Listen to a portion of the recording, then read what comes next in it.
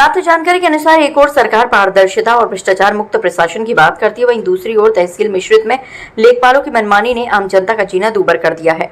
संत विनोबा भावे चंबल घाटी जन कल्याण संस्थान मिशन के राष्ट्रीय अध्यक्ष सुरेंद्र मिश्रा द्वारा जिलाधिकारी को दिए गए पत्र में क्षेत्रीय लेखपालों पर गंभीर आरोप लगाए गए हैं, जिसे देखकर लगता है कि ये प्रशासन नहीं एक संगठित भ्रष्ट तंत्र है। पत्र के अनुसार मिश्रित तहसीलों में कार्यरत लेखपाल खुलेआम घूस मांगते हैं, चाहे आय प्रमाण पत्र हो, विरासत दर्ज करानी हो या सरकारी योजनाओं से जुड़ा कोई लाभ। बिना सुविधा शुल्क दिए कोई काम नहीं होता और पैसे देने के बाद भी कोई गारंटी नहीं कि काम होगा। शिकायत में सबसे गंभीर आरोप लेखपाल अजय पांडे पर लगे हैं, जो पहले भी कई बार निलंबित हो चुके हैं। आरोप है कि उन्होंने भूदान की जमीन पर खुद कब्जा कर मकान बना लिया है और परसौली चौराहे पर सड़क की जमीन पर अवैध कमरा खड़ा करवा दिया है, जिससे यातायात बाधित हो गया है। इतना ही नहीं, कई मामलों में सरकारी जमीन को निजी खतौनी में शामिल करवा दिया गया है, जिससे सरकारी संपत्तियों की खुलेआम लूट हो रही है।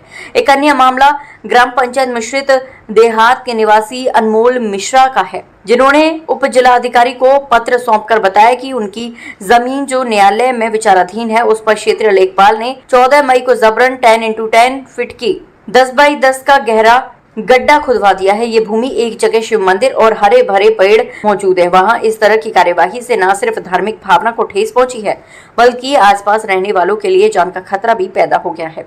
शिकायत में कहा गया है कि कुछ लेखपालों की तहसील और घर के बीच दूरी मात्र 100 मीटर है। जब प्रशासनिक कर्मी अपने ही गांव या आसपास के क्षेत्र में पोस्ट रहेंगे तो पारदर्शिता की उम्मीद कैसे की जा सकती है।